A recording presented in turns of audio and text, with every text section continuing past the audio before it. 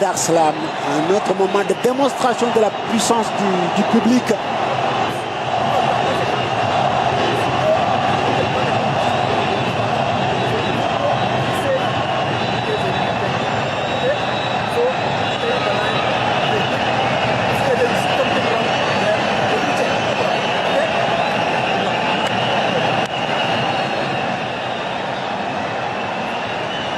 Le public pousse. Le public sait qu'il sera important, qu'il sera déterminant.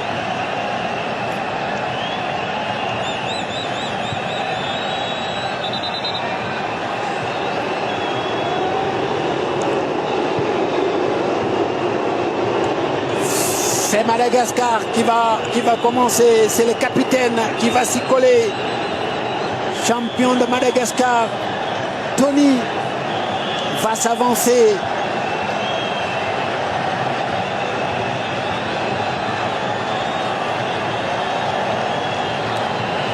Naïtena Élysée du Tony, capitaine, défenseur central.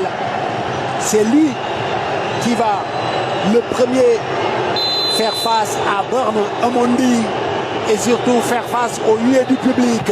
C'est parti, c'est dedans. Et avec Tony, ça fait 1-0 pour cette équipe de Madagascar. C'est bien, c'est plutôt bien tiré, même si le gardien partait dans la même direction. 1-0 et ça annonce les couleurs côté malgache. Et c'est Siraj qui va tirer pour remplaçant arrière latéral gauche, excentré gauche. Il a joué quasiment à tous les postes. Il a même joué arrière latéral droit lors du deuxième match. Siraj, on va donc retrouver le défenseur de Bandari FC face à la légende de Toldo. Et c'est dedans. Ça fait un but partout. Un partout. Pour le moment, ce sont les défenseurs qui ont ouvert le bal de part et d'autre. C'est bien tiré. C'est quasiment tiré de la même manière. Ça ne surprend pas le gardien. Ça ne prend pas le gardien à contre-pied. Mais ça a l'avantage d'être fort et précis surtout. Et à un partout.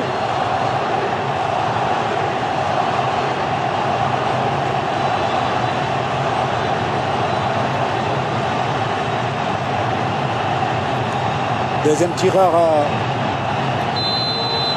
malgache. Toki, le deuxième défenseur central. Toki, c'est arrêté par Benamondi. C'est arrêté par Benamondi. Le deuxième défenseur a eu moins de chance. C'est arrêté. Ça ne passe pas. C'est la folie au Kasarani. Oui, Benamondi est parti du bon pied. Du bon côté, pardon. Et il va le sortir, ce ballon. Benny McCarthy avait beaucoup parlé de la qualité de son gardien. Et son gardien est en train de le faire gagner. Toki a raté. Non, Toki n'a pas raté. C'est Bernard Mondi qui a sorti ce ballon. Côté kenyan, c'est Sylvester Ovino qui va tirer le deuxième pour permettre peut-être au Kenya de faire la course devant. Ovino, c'est à croire qu'il n'est rentré que pour ça et il a assuré. Il a assuré, c'est Daniel Sakari, le numéro 24, qui permet donc au Kenya de mener 2-1. Daniel Sakari, vous vous souvenez, c'est l'homme, le spécialiste des rentrées de touche, les rentrées de touche survitaminées. C'est lui qui assure, c'est lui qui permet à Omar Aboud et au peuple kenyan d'entrevoir encore un peu plus proche cette demi-finale de CHAN, cette première demi-finale d'un tournoi majeur, d'un tournoi continental majeur. Le troisième tireur malgache, c'est Lalaina. Et qui marque. Lalaina, auteur de 2 buts et de 2 passes décisives dans ce tournoi. C'est lui qui marque. Mais il ne fait qu'égaliser finalement à 3 tirs contre 2. Il y a 2-2.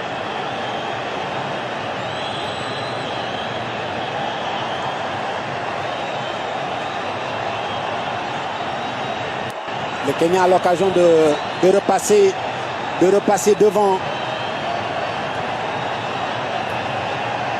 Le public prie.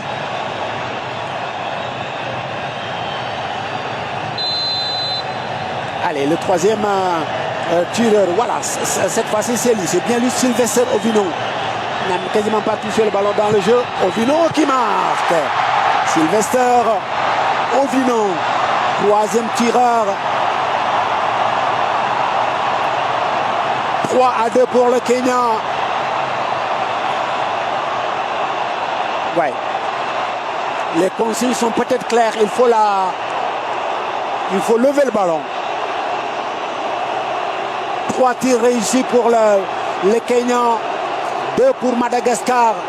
Et les Malgaches vont s'avancer pour leur 4e tireur.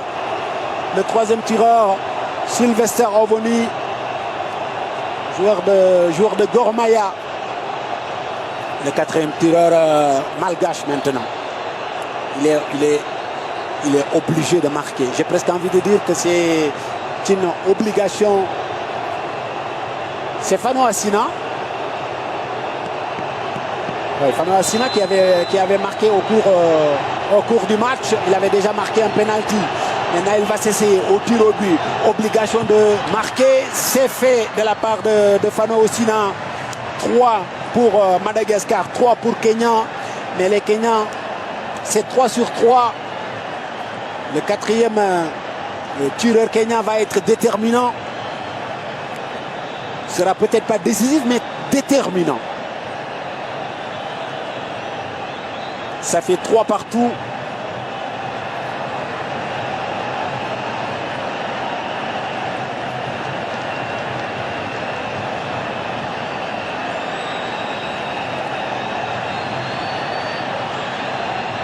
Le 4e tireur kenyan pour libérer un peuple. C'est un défenseur central. C'est Maïk Kibwake, le défenseur de Tasker, qui prie, qui s'élance et qui ne marque pas.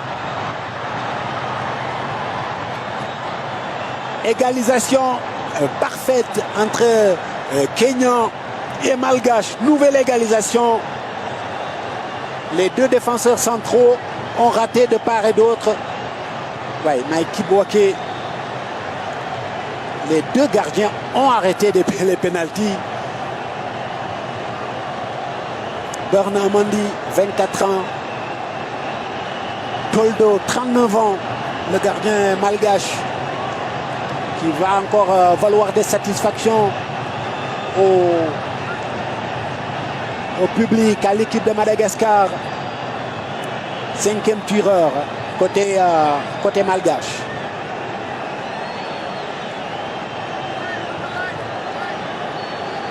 Il y a des pénaltys, il y a des tirs au but qu'on ne doit pas rater. Celui-là en fait partie. Tokinaina, et voilà, il marque avec kilo, avec autorité. Incroyable, c'est imperméable à la pression. L'arbitre décide de tirer, il tire, il marque, voilà. Sans aucun problème, aucune pression de la part de cet attaquant qui est entré en cours de jeu de Tokinaina, qui met donc du coup une grossière pression sur le Kenyan, qui met une belle pression sur le buteur, l'auteur de l'ouverture du score, Alphonse Omidja. Il marque, la séance se poursuit, il rate, Madagascar se retrouve en demi-finale.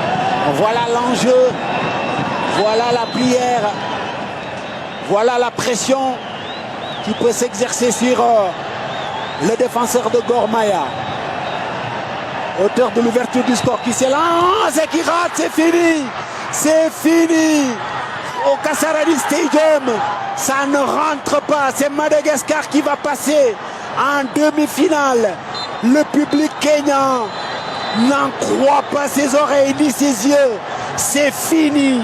Le Kenya était devant. Le Kenya a fait la course devant dans le jeu. Le Kenya a fait la course devant dans les pénaltys. Et le Kenya rate ses 2 derniers pénaltys. Ça n'ira pas plus loin. La surprise, j'ai presque envie de dire surprise du public. Parce que dans le jeu, dans ce que les Malgaches ont prouvé aujourd'hui, ils le méritaient. Ils méritaient cette qualification. Ils ont été calmes, ils ont été dans la maîtrise, ils ont été souverains même par moments. Et quand une équipe a la maîtrise, quand une équipe a le jeu, quand une équipe a on va dire la tête sur les épaules, en général ça passe. Ils étaient menés, ils ont raté leur deuxième pénalty. Ils sont restés calmes, ils sont restés sereins. Et c'est cette sérénité qui les envoie en demi-finale. Ça va être